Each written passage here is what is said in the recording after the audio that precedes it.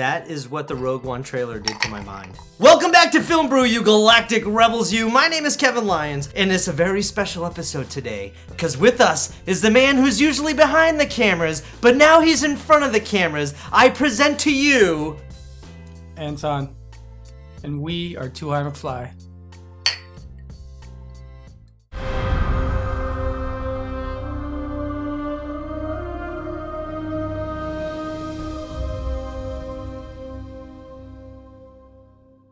Christmas came early today because we were blessed with the official #2 trailer of Rogue One, A Star Wars Story.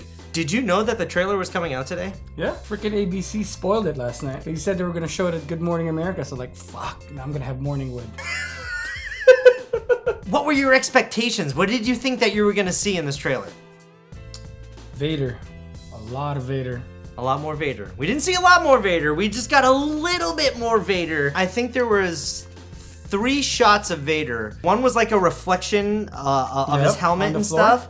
And then there was one like over the shoulder while he was talking to somebody else. And then we got that big dramatic shot of Darth Vader. We saw the trailer. Quick thoughts. Anton, what did you think of the Star Wars Rogue One trailer #2?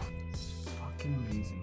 Fucking amazing. I can't wait for this movie. How many times did you watch the trailer today? I have no clue. I gotta watch my YouTube history. It burned out the video file. And I watched somebody else's reaction to it so many fucking times.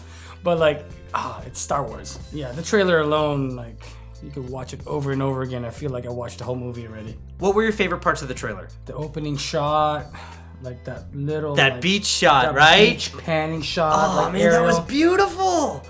Freaking amazing. That really set the tone. I mean, like, if you're gonna have a trailer open up, you want it to open up on a beautiful shot. The cinematography, like, the tone. The tone. It was a very good tone. The score. Dude, it just grabs you. Nice little tingles. Goosebumps. You know, I call those tauntaun bumps. Oh, tauntaun bumps. Tauntaun bumps. Cheers. Bump. What else from the trailer that you can just remember right now that you really liked? Well, I'm a visual effects artist, so I look for all like those like nice epic matte paintings that they have in the background. Yes. Yep. The cinematography, the laser fights, the ATST when it's like walking through that little like street. Yeah. And it's just like hitting people, hitting, and it's like the sun just hits it the right way too. And it's not just it's the movement it had, because it's not walking straight. It has like these weird like it's like it has like this rock to it when it walks. Like all the mechanics and just like that ATST. Yeah. It felt like they just ripped it right out of Return of the Jedi. Yeah.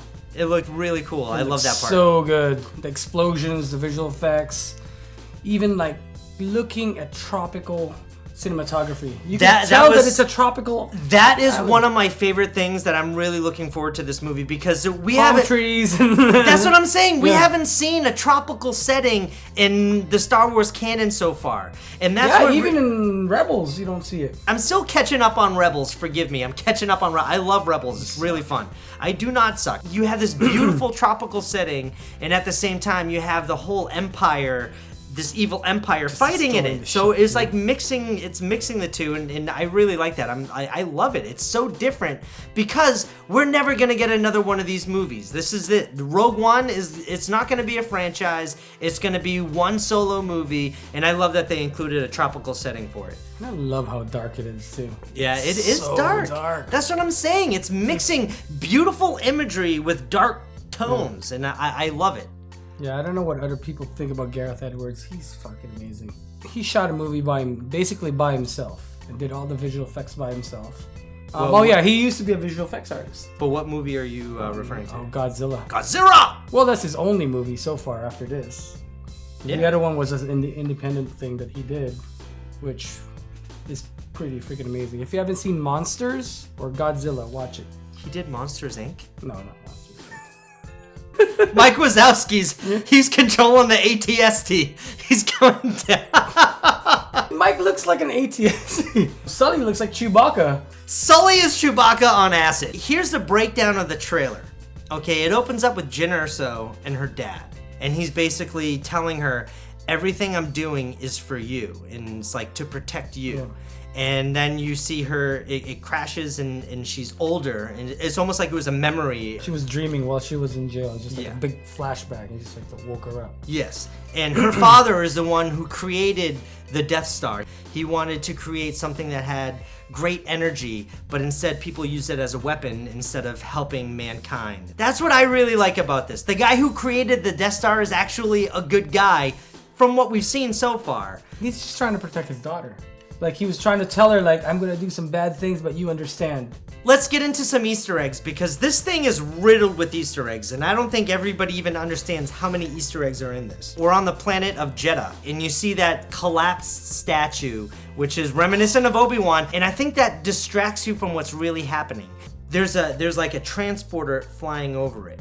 And then it cuts to Jyn Erso, and she's in a transporter looking out the window. So it makes you think that those ruins. Jyn Erso is the one who's flying over these ruins right after she's been rescued. And that shot mirrors Episode 7 in The Force Awakens, when Rey is on her speeder and she's going by the ruins of the Star Destroyer. The Star Destroyer, right? And so those two shots are mirrored, and it's making me think that Jyn Erso is Rey's mom. Possibly. She does have a British accent too. They both have British accents. How many times did we watch this stupid trailer? We watched it. Let's watch it again. So we're talking about Easter eggs, and there's something that I picked up on that I don't know if anybody else, if you guys picked up on this, let me know.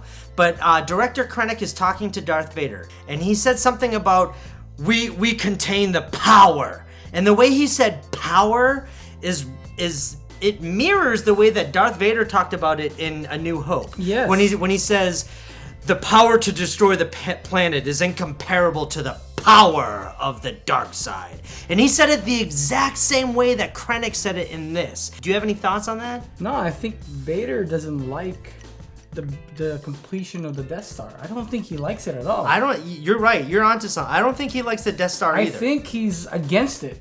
Yes. And that's why he's arguing with Krennic with that conversation about building that thing. Because I think there's a scene where you see Jeddah exploding, right? Either it's exploding or something from underground is protruding up and is like a big explosion. We know that the Death Star is powered by a kyber crystal. And so if Jeddah is like the holy land of the Jedi, it's probably riddled with kyber crystals. And so they're probably pulling up the kyber crystals from this planet. And I think that that's what that is. But you do need a big kyber crystal to power a big weapon. Exactly, you need a lot of kyber crystals. It only takes this much to power a lightsaber.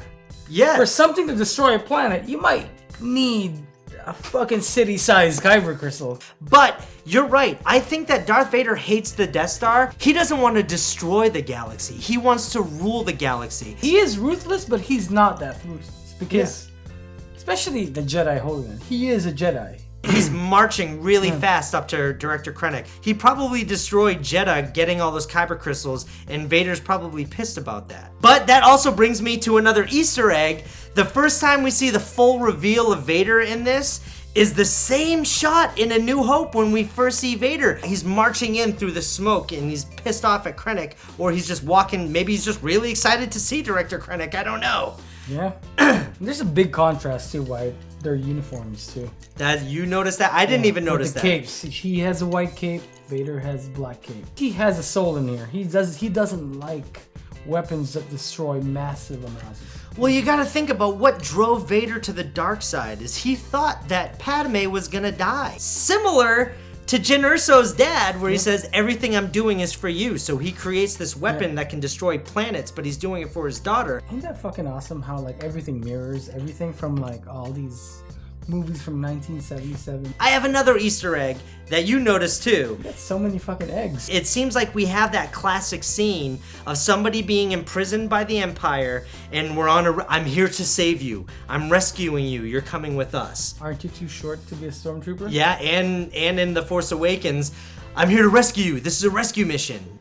There's always a rescue mission. Somebody's always in prison and somebody always gets rescued. Yeah. Typical fucking Star Wars. I think this entire movie of Rogue One is an Easter egg because it takes place days before A New Hope starts. It's like Back to the Future 2, where you get to go back into the first movie and see it from another angle. What I'm most excited about this movie is to see how it ends, to see how it blends into episode 4. They're stealing the Death Star plans and they're giving it to Princess Leia. If the movie ends where they're handing off the plans to Princess Leia and all of a sudden you see like an over-the-shoulder shot of another actress who looks like Leia and she's putting the plans in R2-D2 and she's starting up the message, "Help us, Obi-Wan Kenobi, you're our only hope." If the movie ends like that, I never need to watch another movie again. Pinky swear that. I'm not going to pinky swear any of that. I'm going to go into the things I'm going to pick on. I'm not even going to pick on it. It's just one of those things that I can laugh at. When the Force Awakens trailers were all being released,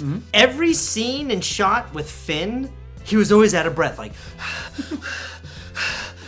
In this trailer, all the shots of Mads Mikkelsen, he is completely drenched in either sweat or water.